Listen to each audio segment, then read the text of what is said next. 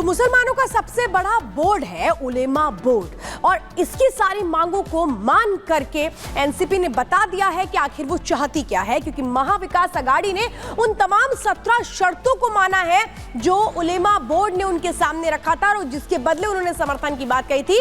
यानी सीधे सीधे क्या तुष्टीकरण की राजनीति के जरिए वोट हासिल करने की कोशिश महाविकास अघाड़ी कर रही है महाराष्ट्र चुनावों में। एक रिपोर्ट दिखाते हैं।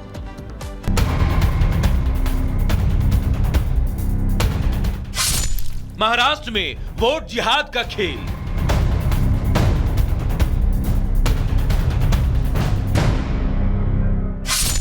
उलेमा की मांगे मुस्लिम वोट फिक्स।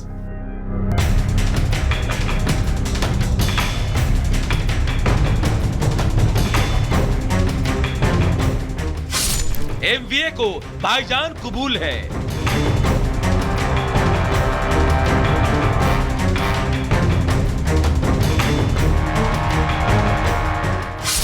चुनाव में शर्त के सहारे एमवीए।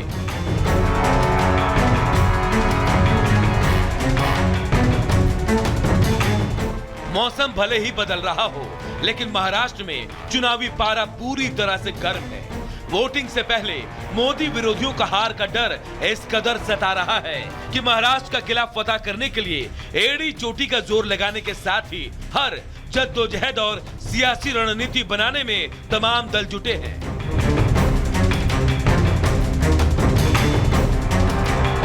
चुनाव में सियासी रणनीति के तहत अखिल भारतीय उलेमा बोर्ड ने महाविकास अघाड़ी से सीधे सीधे 17 शर्तें रखी हैं।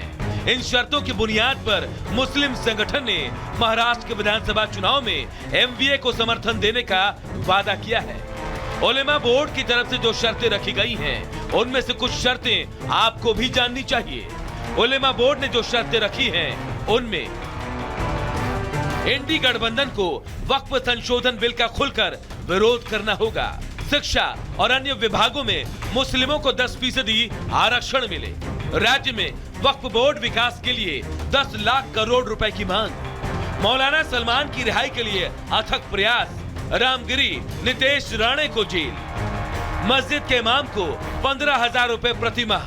मुस्लिम युवाओं को पुलिस भर्ती में प्राथमिकता। वक्फ संपत्ति संरक्षण कानून बनाने राज्य में राष्ट्रीय स्वयंसेवक संघ पर बैन। एनडी के प्रचार के लिए 48 जिलों में आवश्यक मशीनरी प्रदान की जाए। उलेमा बोर्ड ने जो 17 मांगे रखी हैं, उनमें से अधिकतर पर एमवीए के घटक दलों ने सहमति जताई है। नाना पटोले उलेमा बोर्ड की मांगों को हाँ। शरद पवार उलेमा बोर्ड की मांगों को हाँ। अखिलेश यादव उलेमा बोर्ड की मांगों को हाँ। उद्धव ठाकरे उलेमा बोर्ड की मांगों पर चुप्पी। यानी सीधे तौर पर समझे तो महाराष्ट्र कांग्रेस का समर्थन मिल चुका है। एनसीपी शरद पवार गुट ने भी हरी झंडी दे दी है। सपा उलेमा बोर्ड की इन मांगों के साथ खड़ी है। उद्धव ठाकरे अभी असमंजस में है। अगर ऐसा होता है तो ये बहुत एक गंभीर परिस्थिति होगी और हमारे देश का अंग अंग बेचने जैसा एक वातावरण हमारे देश में होगा। सभी को इसका विरोध करना चाहिए। एक रहेंगे तो नेक रहेंगे, बटेंगे तो जरूर कटेंगे। मुस्लिम तुष्टीकरण के नाम पर इन मांगों पर हामी भरने वाली पार्टियों का मकसद भी समझा जा सकता है, लेकिन महज एक चुनाव और इस चुनाव में जीत के पैतरे के रूप में इन मांगों का समर्थन ना तो महाराष्ट्र हित में हो सकता है और ना ही देश हित में। Bureau report, Republic Bharat. और अब बात करेंगे महाराष्ट्र की, जहां किरीट सोमैया ने दावा किया है कि रोहिंग्याओं की संख्या बढ़ रही है। मुंबई पर बांग्लादेशी रोहिंग्या अतिक्रमण बढ़ रहा है। 2051 तक मुंबई में हिंदू आबादी 54% रह जाएगी। एक है तो सेफ है। तो महाराष्ट्र बीजेपी के बड़े नेता यानी कि किरीट सोमैया ने बड़ा दावा किया है और साफ कहा है कि रोहिंग्या और घुसपैठियों की संख्या महाराष्ट्र में बढ़ती जा रही है। 2051 का जिक्र करते हुए वो नजर आए हैं और साफ कहा है कि 2051 तक जो संख्या है उसमें काफी ज्यादा इजाफा होने वाला है। आपको बता दें किरीट सोमैया ने Tata institute of social sciences की रिपोर्ट का हवाला देते हुए ये बड़ा दावा किया है। आपको सुनाते हैं। मोदी जी कहते हैं एक है तो सेफ है। योगी जी कहते हैं बटेंगे तो कटेंगे। मेरे पास ये रिपोर्ट है जो टाटा इंस्टीट्यूट सोशल साइंस ने रिपोर्ट दिया है। उसमें लिखा है जिस प्रकार से मुंबई पर बांग्लादेशी रोहिंग्या अतिक्रमण बढ़ रहा है, 2051 तक मुंबई में हिंदू आबादी सिर्फ 54% रह जाएगी। गत कुछ वर्षों में मुंबई के गोवंडियों, मानखुर्द हो, मुंबा देवी का मोहम्मद अली रोड भिंडी बाजार एरिया हो, मीरा रोड नया नगर, मुंब्रा, भिवंडी, मालेगांव 70, 80, 90% मुस्लिम आबादी हो गई है। और इसीलिए हमारा कहना है कि एक है तो सेफ है। एक और लव जिहाद चला है, लैंड जिहाद, वोट जिहाद। मुंबई के कांग्रेस अध्यक्ष कह रहे हैं, वचन देते हैं हम मुंबई की सभी अनधिकृत मस्जिद को मान्यता देंगे।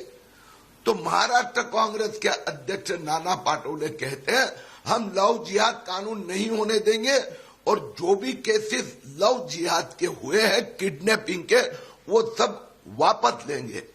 और यही एमवीए का एक और नेता अबू आजमी भाषण करता है कि मैं मुस्लिमों को वोट दो, मुस्लिम विधायक बनाए।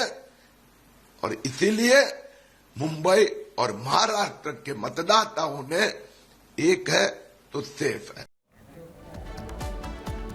और इस वक्त सत्यप्रकाश पूरी जानकारी के लिए हमारे साथ मुंबई से जुड़ चुके हैं। सत्यप्रकाश, ये तो बहुत चिंता की बात है जिसे किरीट सोमैया कह रहे हैं कि हिंदुओं की संख्या कम कैसे हो जाएगी, वहां पर घुसपैठिए आ जाएंगे। क्या रोकने का एक्शन प्लान है या चुनावों में ये बड़ा मुद्दा बनने जा रहा है? देखिए, चुनाव पहले भी ये मुद्दा उठा था और बीजेपी की तरफ से उठाया गया था। लगातार किरीट सोमैया कई पुलिस स्टेशनों में शिकायतें दर्ज करा चुके हैं कि उन्होंने कहा है कि जो शिकायतों में कहा है कि जो बांग्लादेशी है, रोहिंग्या के काफी लोग हैं जो कि आकर मुंबई में बस रहे हैं और कुछ नेता हैं जो कि अपने वोट बैंक के चक्कर में लोगों को मुंबई में बसा रहे हैं। आज नहीं, ये पहला नहीं है, पहले भी लगातार कई बार किरीट सोमैया के अलावा बीजेपी कई नेता ये आरोप लगा चुके हैं कि मुंबई में लगातार मुसलमानों की जनसंख्या बांग्लादेशी और रोहिंग्या के लोगों की बढ़ रही है और इसको लेकर कड़ा कानून बनाया जाए और इस पर कार्रवाई किया जाए। तो कल एक दिन पहले ही मुलुंड पुलिस स्टेशन में किरीट सोमैया पहुंचे थे और शिकायत दर्ज कराए कि जिस तरह से लगातार रोहिंग्या और बांग्लादेशियों की संख्या बढ़ रही, कहीं कहीं वो चिंताजनक है। और जिस तरह से टीसीएस की रिपोर्ट का हवाला दिया, उन्होंने कहा है कि 2051 में 54% हिंदू आबादी रह जाएगी मुंबई में। तो कहीं कहीं आज पहली बार नहीं है कि जो महाराष्ट्र में चुनाव है उसको देखते हुए किया जा रहा है। इसके पहले भी कई बार किरीट सोमैया और बीजेपी कई ऐसे नेता हैं जो लगातार अलग अलग इलाकों में जाकर शिकायत दर्ज कराए हैं और लगातार विरोध कर रहे हैं। कुछ ऐसे नेता हैं जो मुंबई में, सवाल तो ये भी सत्यप्रकाश, इनको शरण कौन दे रहा है, कैसे ये आ पा रहे हैं और आखिर क्या महज मुद्दा बनाने की कोशिश है या फिर इस पर एक्शन प्लान भी है? बहुत बहुत धन्यवाद तमाम जानकारियां देने के लिए।